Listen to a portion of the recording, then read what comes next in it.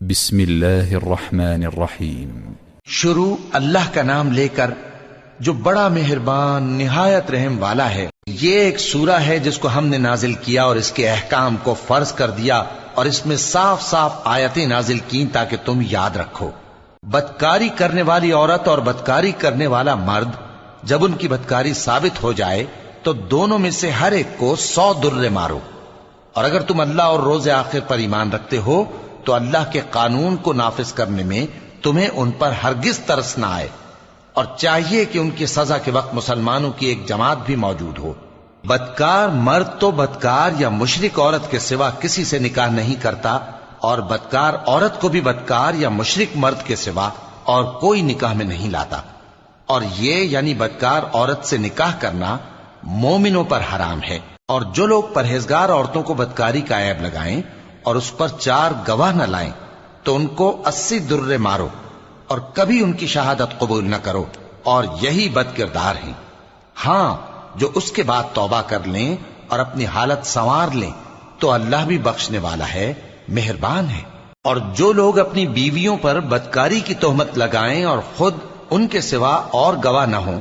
تو ہر ایک کی شہادت یہ ہے کہ پہلے تو 4 بار اللہ کی قسم کھائے کہ بے شک وہ سچا ہے، اور 5ویں بار یہ کہے کہ اگر وہ جھوٹا ہو تو اس پر اللہ کی لعنت۔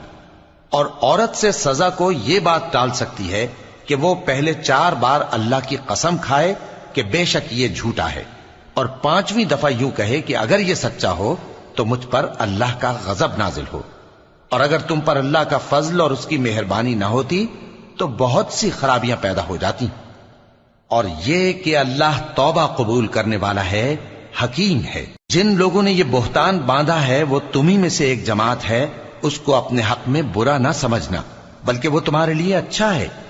ان میں سے جس شخص نے گناہ کا جتنا حصہ لیا اس کے لیے اتنا وبال ہے، اور جس نے ان میں سے اس بہتان کا بڑا بوجھ اٹھایا ہے اس کو بڑا عذاب ہوگا۔ جب تم نے وہ بات سنی تھی تو مومن مردوں اور عورتوں نے کیوں اپنے دلوں میں نیک گمان نہ کیا، اور کیوں نہ کہہ دیا کہ یہ کھلم کھلا بہتان ہے؟ یہ بہتان لگانے والے اپنی بات کی تصدیق کے لیے 4 گواہ کیوں نہ لائے؟ تو جب یہ گواہ نہیں لا سکے تو اللہ کے نزدیک یہی جھوٹے ہیں۔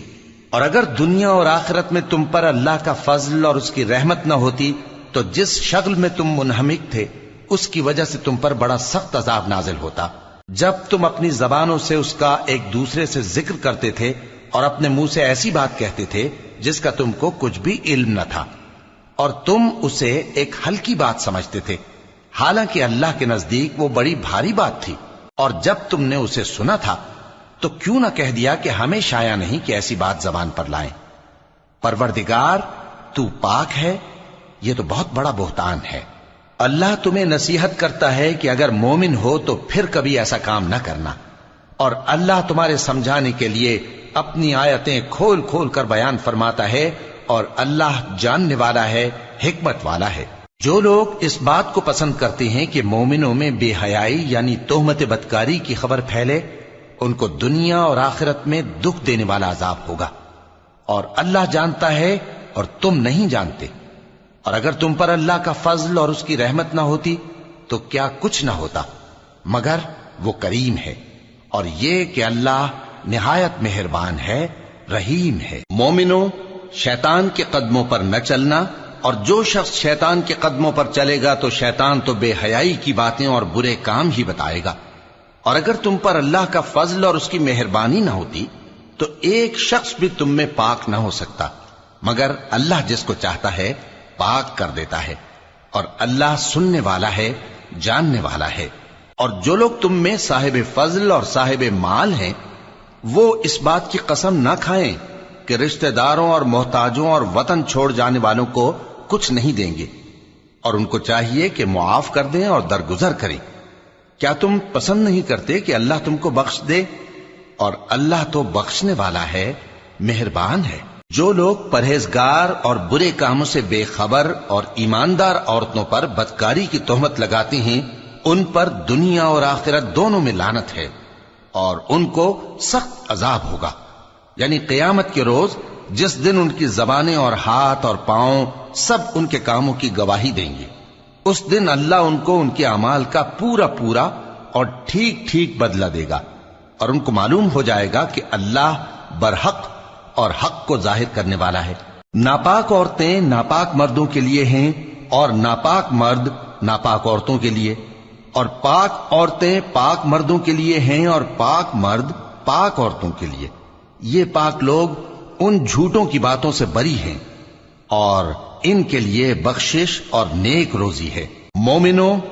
اپنے گھروں کے سوا دوسرے لوگوں کے گھروں میں گھر والوں سے اجازت لیے اور ان کو سلام کیے بغیر داخل نہ ہوا کرو، یہ تمہارے حق میں بہتر ہے، اور ہم یہ نصیحت اس لیے کرتے ہیں کہ شاید تم یاد رکھو۔ پھر اگر تم گھر میں کسی کو موجود نہ پاؤ تو جب تک تم کو اجازت نہ دی جائے اس میں مت داخل ہو، اور اگر یہ کہا جائے کہ اس وقت لوٹ جاؤ تو لوٹ جایا کرو،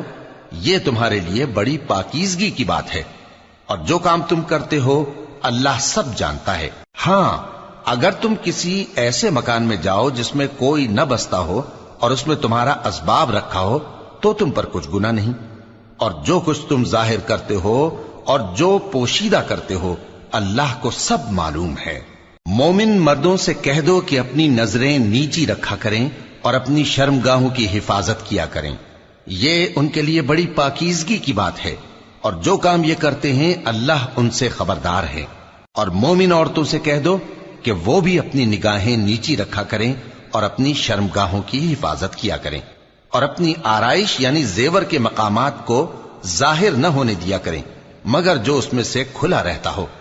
اور اپنے سینوں پر اوڑھنیاں اوڑھے رہا کریں، اور اپنے خاوند اور باپ اور خسر اور بیٹوں اور خاوند کے بیٹوں اور بھائیوں اور بھتیجوں اور بھانجوں اور اپنی جیسی مومن عورتوں اور لونڈی غلاموں کے سوا نیز ان خدام کے جو عورتوں کی خواہش نہ رکھیں، یا ایسے لڑکوں کے جو عورتوں کے پردے کی چیزوں سے واقف نہ ہوں۔ غرض ان لوگوں کے سوا کسی پر اپنی زینت اور سنگھار کے مقامات کو ظاہر نہ ہونے دیں،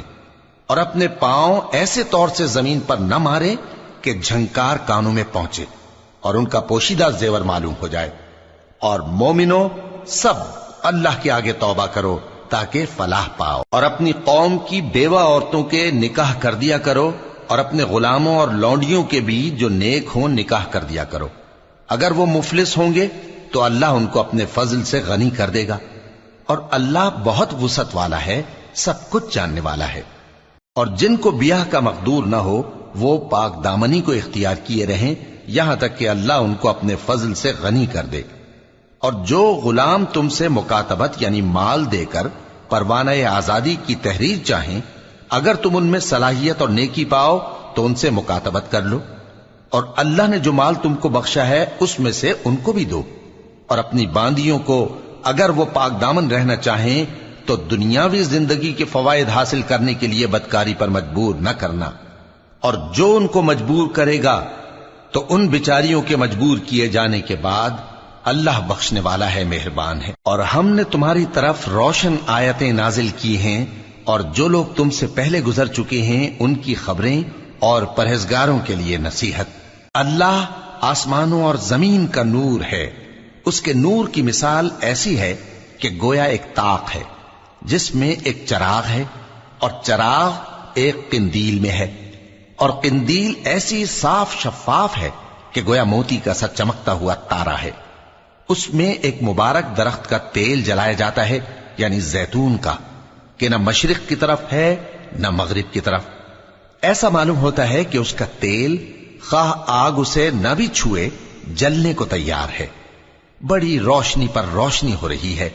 اللہ اپنے نور سے جس کو چاہتا ہے سیدھی راہ دکھاتا ہے، اور اللہ جو مثالیں بیان فرماتا ہے تو لوگوں کے سمجھانے کے لیے، اور اللہ ہر چیز سے واقف ہے۔ وہ قندیل ان گھروں میں ہے جن کے بارے میں اللہ نے ارشاد فرمایا ہے کہ بلند کیے جائیں اور وہاں اللہ کے نام کا ذکر کیا جائے، اور ان میں صبح و شام اس کی تسبیح کرتے ہیں۔ ایسے لوگ جن کو اللہ کے ذکر اور نماز پڑھنے اور زکوٰۃ دینے سے نہ سوداگری غافل کرتی ہے نہ خرید و فروخت، وہ اس دن سے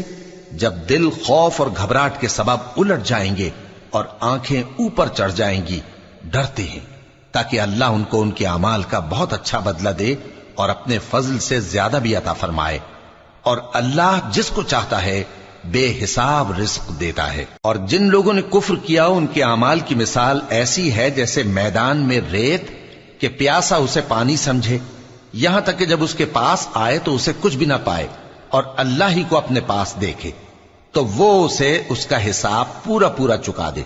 اور اللہ جلد حساب کرنے والا ہے۔ یا ان کے اعمال کی مثال ایسی ہے جیسے گہرے سمندر میں اندھیرے جس پر لہر چڑھی چلی آتی ہو اور اس کے اوپر اور لہر آ رہی ہو اور اس کے اوپر بادل ہو، غرض اندھیرے ہی اندھیرے ہوں، ایک پر ایک چھایا ہوا، جب اپنا ہاتھ نکالے تو کچھ نہ دیکھ سکے۔ اور جس کو اللہ روشنی نہ دے اس کو کہیں بھی روشنی نہیں مل سکتی۔ کیا تم نے نہیں دیکھا کہ جو لوگ آسمانوں اور زمین میں ہیں اللہ کی تسبیح کرتے رہتے ہیں، اور پر پھیلائے ہوئے پرندے بھی، اور سب اپنی نماز اور تسبیح کے طریقے سے واقف ہیں، اور جو کچھ وہ کرتے ہیں سب اللہ کو معلوم ہے۔ اور آسمان اور زمین کی بادشاہی اللہ ہی کے لیے ہے، اور اللہ ہی کی طرف لوٹ کر جانا ہے۔ کیا تم نے نہیں دیکھا کہ اللہ ہی بادلوں کو چلاتا ہے، پھر ان کو آپس میں ملا دیتا ہے، پھر ان کو تہ بتہ کر دیتا ہے، پھر تم دیکھتے ہو کہ بادل سے مے نکل کر برس رہا ہے، اور آسمان میں جو اولوں کے پہاڑ ہیں ان سے اولے نازل کرتا ہے، تو جس پر چاہتا ہے اس کو برسا دیتا ہے، اور جس سے چاہتا ہے ہٹا رکھتا ہے۔ اور بادل میں جو بجلی ہوتی ہے اس کی چمک آنکھوں کو خیرہ کر کے بینائی کو اچکے لیے جاتی ہے۔ اللہ ہی رات اور دن کو بدلتا رہتا ہے، اہل بصارت کے لیے اس میں بڑی عبرت ہے۔ اور اللہ ہی نے ہر چلنے پھرنے والے جاندار کو پانی سے پیدا کیا، تو ان میں سے بعض ایسے ہیں کہ پیٹ کے بل چلتے ہیں، اور بعض ایسے ہیں جو 2 پاؤں پر چلتے ہیں، اور بعض ایسے ہیں جو 4 پاؤں پر چلتے ہیں۔ اللہ جو چاہتا ہے پیدا کرتا ہے، بے شک اللہ ہر چیز پر قادر ہے۔ ہم ہی نے روشن آیتیں نازل کی ہیں، اور اللہ جس کو چاہتا ہے سیدھے راستے کی طرف ہدایت کرتا ہے۔ اور بعض لوگ کہتے ہیں کہ ہم اللہ پر اور رسول پر ایمان لائے اور ان کا حکم مان لیا، پھر اس کے بعد ان میں سے ایک فریق پھر جاتا ہے، اور یہ لوگ صاحب ایمان ہی نہیں ہیں۔ اور جب ان کو اللہ اور اس کے رسول کی طرف بلایا جاتا ہے تاکہ پیغمبر ان کا قضیہ چکا دیں، تو ان میں سے ایک فریق منہ پھیر لیتا ہے، اور اگر ان کو حق ملتا ہو تو اس کی طرف قبول کر کے چلے آتے ہیں۔ کیا ان کے دلوں میں بیماری ہے، یا یہ شک میں ہیں، یا ان کو یہ خوف ہے کہ اللہ اور اس کا رسول ان پر ظلم کریں گے؟ نہیں، بلکہ یہ خود ہی ظالم ہیں۔ مومنوں کی تو یہ بات ہے کہ جب اللہ اور اس کے رسول کی طرف بلائے جائیں تاکہ وہ ان میں فیصلہ کریں تو کہیں کہ ہم نے حکم سن لیا اور مان لیا، اور یہی لوگ فلاح پانے والے ہیں۔ اور جو شخص اللہ اور اس کے رسول کی فرما برداری کرے گا اور اس سے ڈرے گا اور اس کا تقوی اختیار کرے گا تو ایسے ہی لوگ مراد کو پہنچنے والے ہیں۔ اور یہ اللہ کی سخت سخت قسمیں کھاتے ہیں کہ اگر تم ان کو حکم دو تو سب گھروں سے نکل کھڑے ہوں۔ کہہ دو کہ قسمیں مت کھاؤ، پسندیدہ فرما برداری درکار ہے، بے شک اللہ تمہارے سب اعمال سے خبردار ہے۔ کہہ دو کہ اللہ کی فرما برداری کرو اور رسول کے حکم پر چلو، اگر منہ موڑو گے تو رسول پر اس چیز کا ادا کرنا ہے جو ان کے ذمے ہے، اور تم پر اس چیز کا ادا کرنا ہے جو تمہارے ذمے ہے۔ اور اگر تم ان کے فرمان پر چلو گے تو سیدھا رستہ پالو گے، اور رسول کے ذمے تو صاف صاف پہنچا دینا ہے۔ جو لوگ تم میں سے ایمان لائے اور نیک کام کرتے رہے ان سے اللہ کا وعدہ ہے کہ ان کو ملک کا حاکم بنا دے گا، جیسا ان سے پہلے لوگوں کو حاکم بنایا تھا، اور ان کے دین کو جسے اس نے ان کے لیے پسند کیا ہے مستحکم و پائیدار کرے گا، اور خوف کے بعد ان کو امن بخشے گا۔ وہ میری عبادت کریں گے اور میرے ساتھ کسی چیز کو شریک نہ بنائیں گے، اور جو اس کے بعد کفر کرے تو ایسے ہی لوگ بد کردار ہیں۔ اور نماز پڑھتے رہو اور زکوٰۃ دیتے رہو اور پیغمبر کے فرمان پر چلتے رہو تاکہ تم پر رحمت کی جائے، اور ایسا خیال نہ کرنا کہ کافر لوگ ہم کو زمین میں مغلوب کر دیں گے، ان کا ٹھکانہ دوزخ ہے اور وہ بہت برا ٹھکانہ ہے۔ مومنوں، تمہارے باندی غلام اور جو بچے تم میں سے بلوغ کو نہیں پہنچے 3 دفعہ یعنی 3 اوقات میں تم سے اجازت لیا کریں، ایک تو نماز فجر سے پہلے، اور دوسرے گرمی کی دوپہر کو جب تم کپڑے اتار دیتے ہو، اور تیسرے عشاء کی نماز کے بعد۔ یہ 3 وقت تمہارے پردے کے ہیں، ان کے آگے پیچھے یعنی دوسرے وقتوں میں نہ تم پر کچھ گناہ ہے اور نہ ان پر کہ کام کاج کے لیے ایک دوسرے کے پاس آتے رہتے ہو۔ اس طرح اللہ اپنی آیتیں کھول کھول کر بیان فرماتا ہے، اور اللہ بڑا علم والا ہے، بڑا حکمت والا ہے۔ اور جب تمہارے لڑکے بالغ ہو جائیں تو ان کو بھی اسی طرح اجازت لینی چاہیے جس طرح ان سے اگلے یعنی بڑے آدمی اجازت حاصل کرتے رہے ہیں۔ اس طرح اللہ تم سے اپنی آیتیں کھول کھول کر بیان فرماتا ہے، اور اللہ جاننے والا ہے، حکمت والا ہے۔ اور بڑی عمر کی عورتیں جن کو نکاح کی توقع نہیں رہی اور وہ زائد کپڑے اتار کر سر ننگا کر لیا کریں تو ان پر کچھ گناہ نہیں، بشرطے کہ اپنی زینت کی چیزیں نہ ظاہر کریں، اور اگر اس سے بھی بچیں تو یہ ان کے حق میں بہتر ہے، اور اللہ سنتا ہے، جانتا ہے۔ نہ تو اندھے پر کچھ گناہ ہے اور نہ لنگڑے پر اور نہ بیمار پر اور نہ خود تم پر کہ اپنے گھروں سے کھانا کھاؤ، یا اپنے باپ دادا کے گھروں سے، یا اپنی ماؤں کے گھروں سے، یا بھائیوں کے گھروں سے، یا اپنی بہنوں کے گھروں سے، یا اپنے چچاؤں کے گھروں سے، یا اپنی پھوپھیوں کے گھروں سے، یا اپنے ماموؤں کے گھروں سے، یا اپنی خالاؤں کے گھروں سے، یا اس گھر سے جس کی کنجیاں تمہارے ہاتھ میں ہوں، یا اپنے دوستوں کے گھروں سے۔ اور اس کا بھی تم پر کچھ گناہ نہیں کہ سب مل کر کھانا کھاؤ یا جدا جدا۔ پھر جب گھروں میں جایا کرو تو اپنے گھر والوں کو سلام کیا کرو، یہ اللہ کی طرف سے مبارک اور پاکیزہ تحفہ ہے۔ اس طرح اللہ اپنی آیتیں کھول کھول کر بیان فرماتا ہے تاکہ تم سمجھو۔ مومن تو وہ ہیں جو اللہ پر اور اس کے رسول پر ایمان لائے، اور جب کبھی ایسے کام کے لیے جو جمع ہو کر کرنے کا ہو پیغمبر کے پاس جمع ہوں تو ان سے اجازت لیے بغیر چلے نہیں جاتے۔ اے پیغمبر، جو لوگ تم سے اجازت حاصل کرتے ہیں وہی اللہ پر اور اس کے رسول پر ایمان رکھتے ہیں، سو جب یہ لوگ تم سے کسی کام کے لیے اجازت مانگا کریں تو ان میں سے جسے چاہا کرو اجازت دے دیا کرو، اور ان کے لیے اللہ سے بخشش مانگا کرو، کچھ شک نہیں کہ اللہ بخشنے والا ہے، مہربان ہے۔ مومنو، پیغمبر کے پکارنے کو ایسا خیال نہ کرنا جیسا تم آپس میں ایک دوسرے کو پکارتے ہو، بے شک اللہ کو وہ لوگ معلوم ہیں جو تم میں سے آنکھ بچا کر کھسک جاتے ہیں۔ تو جو لوگ ان کے حکم کی مخالفت کرتے ہیں ان کو ڈرنا چاہیے کہ ایسا نہ ہو کہ ان پر کوئی آفت پڑ جائے یا تکلیف دینے والا عذاب نازل ہو۔ دیکھو، جو کچھ آسمانوں اور زمین میں ہے سب اللہ ہی کا ہے، جس طریق پر تم ہو وہ اسے جانتا ہے، اور جس روز لوگ اس کی طرف لوٹائے جائیں گے تو جو عمل وہ کرتے رہے وہ ان کو بتا دے گا، اور اللہ ہر چیز سے واقف ہے۔